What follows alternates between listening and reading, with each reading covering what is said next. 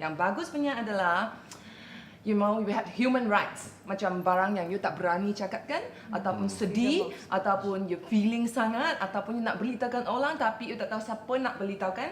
I believe that social media is a good way for them to express the feeling. You know, it's the internet, and I think people kind of abuse it in a way where they think that they're behind a computer screen and they can say whatever without filtering stuff. Definitely social media is the best way to see what's happening on the ground without being on the ground. Right. Yeah, it's virtual, easier. it's virtual, Yeah, correct. It's virtual, so that's very important. Okay, Erin, dalam soal kita dah bercakap tentang bagaimana pentingnya untuk ada satu semangat positif dalam media sosial. Pandangan Erin sendiri, apa yang perlu dilaksanakan oleh mana-mana pihak lah, kerajaan ke, sistem pendidikan ke, kita sendiri, orang muda sendiri, untuk menerapkan nilai-nilai positif dalam etika social media ni? What are some of your ideas? I believe this is one of a good approach as well, because we're openly talking about social media etiquettes online. I mean, right now on this platform, and we want to reach out to people so that they understand that it's important to be kind on social media, because you nak keluar jalan-jalan kat luar and people see you, oh, that's the person who's always emotional on Instagram. That's the person who's always extremely shows depression on Instagram or on Twitter. You yourself, you don't want to have that kind of image. You don't want people to portray that kind of image. And most importantly, you're gonna get employed. And big companies nowadays, they check your social media, the things that you put on social media. At the end of the day, you sendiri rugi. So I believe our campaigns should be more on, you know, trying to psycho them, understand that, hello, if you're not positive, it goes back to your image. No, it sounds like we need to make people realise that whatever you wouldn't do in real life, don't do it on social Exactly. media. Jadi itu yang perlu. Tapi Chris Basic. boleh contribute sikit, tambah sikit dalam point ni, sebab kita lihat banyak dalam tahun-tahun kebelakangan ini isu-isu besar yang menjadi kontroversi. Seperti yang saya nampak contoh kat sini dalam soal Farah Ann contohnya, banyak komen-komen yang yang berbau tak berapa positif terhadap satu isu, sama ada kita setuju atau tak setuju, tapi cara penyampaian di social media tu nampak lebih terlalu keras. There were other lot of issues lah yang we don't have to be specific about. But what are your thoughts about when Malaysians use social media as a platform to speak their mind on topics that they don't have full knowledge of sometimes, Correct. that they don't verify their facts on, that allow them to make judgments on other people in a way that they wouldn't in real life. Number one, how have you experienced that in your own life? And number two, what can we do to make sure that young people across all spectrum would appreciate this kind of courtesy? Well, number one is it's not just for myself, but I manage a lot of other celebrities as well. So I've got to make sure that what they portray about themselves is something that can impact their readers and fans in a more positive manner. So it's about that teaching. I mean, in the first place, these people became popular because they share positive things. The ones that usually share negative things are anonymous, if you notice that. Yeah, they create other types of accounts, different kind of names. But unfortunately, people still like to follow this kind of guys. They want to know. Yeah, they want to know this negative stuff, But we have to do the opposite. We have to highlight the ones that are sharing good stuff. For example, maybe I would say that the government, instead of trying to put a blanket rule to say, social media must be monitored and stuff, they should instead pick a few people who is doing it right. And then share correct, and share with them. This is what happens when you do it right. You get famous, but it's not just about famous, but you get livelihood. Image. Which good involves for the to company. economy and money. I mean, bloggers get a lot of money. Just to share with you. Celebrities, endorsements. So these are the things that we want to inspire people to have, because kalau tak, then they're simply wasting their time on social media. It is a lot of users. You need to know what is the use of it, and then when you show them these things, then they will want to become a more positive person on social media instead of always being so negative. And the second thing that you asked me about this etiquette, how do you reduce negativity? I think it's a real a real representation of the on-ground level of education. You know, I mean, do we teach etiquette in schools? That's my question to you. You know, I'm very privileged. I studied in College Tunku Jaffa, and we actually have etiquette classes. How to eat properly, you know, the spoon fork thingy. You know, I don't remember now, but at least I know, you know, I know of that existence. You know, use this fork and then use How this about spoon. social media etiquette? Did I teach in the school? Yeah, well, that they should. You see, that's why. But even before social media etiquette, they should teach etiquette. general. First. Yeah. Alone. General. You know, we take into we take for granted lah. Kita ni Asians, kita ni ada culture, kita ni ada sopan santun. But I think the world's changing rapidly. Yes. YouTube, stuff we watch on TV, American movies, you know. Too many It's- reality shows. reality shows. Language that you I think it's okay to watch all this, but if we had education on etiquette, even when we are children, you know, or young adults, Yes. I think it translates to also Right. How you grow Go up and how you online. bring yourself. Yeah. correct. Because obviously during our generation there is definitely no social media yet. I'm Yeah. not born in the social media world, but I moved to the social media world now. And very Yeah. good as well. So hopefully, you know, the young generation to Who's have grown up with it, but, yeah. read this and in the right way. Yep, Yeah. yep, yep. Stephenie, maybe you can add some words on Chris's idea on kind of positive sanctions as opposed to negative ones. So Okay. how do we affirm?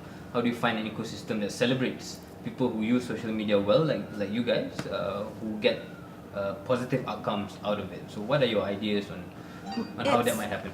It's really tough to come up with a solid way to control, to educate people about social media. Because honestly, like he mentioned, we don't learn like any etiquette classes in school. Like I grew up in a government school. The only class I had was moral. Nah. I doubt any of us remember anything, but if you really do go through it, like it does teach you stuff. But that's the thing about education in Malaysia, I would say, that we memorize more than we understand. Yes. Yeah, true. So I think that's really tough when it comes to social media. And I think the younger generation should just really be more mature, but they are so privileged. Like when we were growing up, our parents are tough. Like my parents are strict. You know, you have to do this, you have to sleep at this time. Nowadays, the younger generation, they have all the freedom in the world. So I think, Spare the rotan. yeah. I think what they really need is people need someone to ground them down, you know, and teach them how to filter what to say and what not to say. Like what she mentioned as well. Like you don't just put out good to receive goodness. You know what I mean?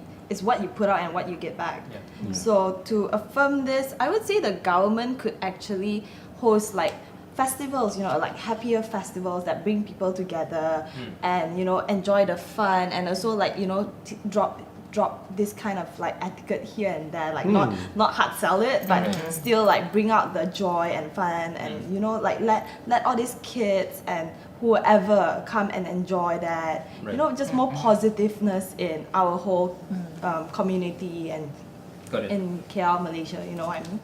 Yeah. I think just a couple of things to wrap up. We've seen, I mean, Steph mentioned about festivals and how you use social media for that. There are a few examples in government where that has actually succeeded. Quite a Yes. scale. Fit Malaysia, even the recent Hari Sukan Negara. I think they clearly leveraged a lot on social media to make it hip, to make it something that is, you know, viral in its own right. But I just want to close with one thing that maybe both Erin and Chris can share on this idea that Chris brought up, this notion of human resources in human resource departments in companies, looking, was it Erin I think mentioned it, who look at Social media. who you look at your social media behavior in hiring processes.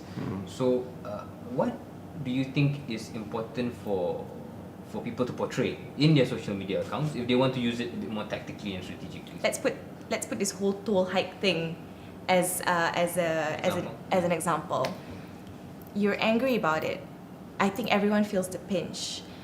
But putting it online just to get others to comment and support your notion, I believe everyone feels the same way. What we can do, end it with something positive. Okay, since this is happening, what I'm gonna do is I'm gonna try to look for other businesses, side businesses, so I would earn more. In a way, it's a solution. In a way, you're providing solutions to others, because if people in New York can get can take up 3 jobs at the same time. What's our excuse? We have people, I mean, I personally, before when I was younger, I did 3 jobs. I did 1 full-time job, another 2 hosting, emceeing job. It's something that I'm not very passionate about, but it gives me the income that I need. So in a way, our youth, our generation have to think more, you know, And not just laze. Exactly. And wait for money to fall from the sky. You're ranting over the toll hike. I understand. I feel the pinch as well. But, you know, what's your solution to it? Is ranting your solution? Is all these people commenting, I agree, this about the government and whatnot, is it a gonna solution? change anything? It's not going to change anything, correct? If you want to do good and say something about it, go to a proper platform, tell the government or whoever that's in charge, you know, I don't agree to this, these are the reasons, I'm going to get my people or a group of people to... mobilize around. Exactly, true, yeah. Chris, just to close, your thoughts on what I asked just now in terms of how you use social media tactically for your own career. For one thing, I think we should reduce complaints for the sake of complaining. With complaints for proper critical thinking, you know, how to say, criticizing with the sense of you want them to help you as well. Because in the end, it's all about that, isn't it? You want to complain so that they will hear you and create a solution. You know, not say complain and I want to leave Malaysia. I mean, what does it mean? You know, so I think it's back to have the change of mentality, attitude of I want to be a problem solver. You know, instead of just complaining lah, you know, just talking about the problems. So that's what I do on a personal note. I mean, I see a lot of negative things happen, you know, and I don't automatically just assume that it's because some people are just like that, you know. I try to understand possibly they were brought up in a very different environment. You know, they have abusive parents, they, you know, life is really like bad for them or difficult for them, you know, they're more blessed than them. And chances are, when I say these kind of things, they tend to mellow. Like these complainers tend to mellow and they say, yeah, actually the real truth is this is the real truth. Yes, you know, when you get there, then you kind of understand like, okay, so it's, you know, because of the, like, you know, you mentioned earlier, the fury in the mind, they're just blinded to everything else and just want someone to blame. You know, but that's where I think PR skills come on board. You know, I think this you know, Erin, Stephenie, and Amber. I think these guys they know how to manage these things. You know, until the point where you have to block them. I agree because you sometimes, just like friends, you don't want to have too much bad people around you. You know, it affects your life. I'm sure most of you broke someone before. I haven't. But I'm more. How about those person. commercial posts? I just try to understand you know. Why they want to do commercial? YouTubers are doing a commercial video and then they get like, oh, another commercial. I mean, you don't pay them. They have to make money, you know. So I get this, but at the same time, it's explaining, you know. Maybe so for me, I won't expect you guys to explain because I think they want your attention. So I'll get somebody else. Honestly, for me, for those who say, I'm sorry, Amber, just want to do this, I'm okay. But those like just strict. That's all. Kalau nak tambah tinggi masuk ini. On those like, you know, sugar daddy, sugar mommy, those I have to block lah. But the best part of it is that if we have a good base of support, they are the ones that defend you. Then that's essentially what works the most. You know, not us, but the people who support your. I do get that too. Correct. I do get that too. Someone comment maybe quite negative, and then the rest of my supporters, you know, they will go in and tell them.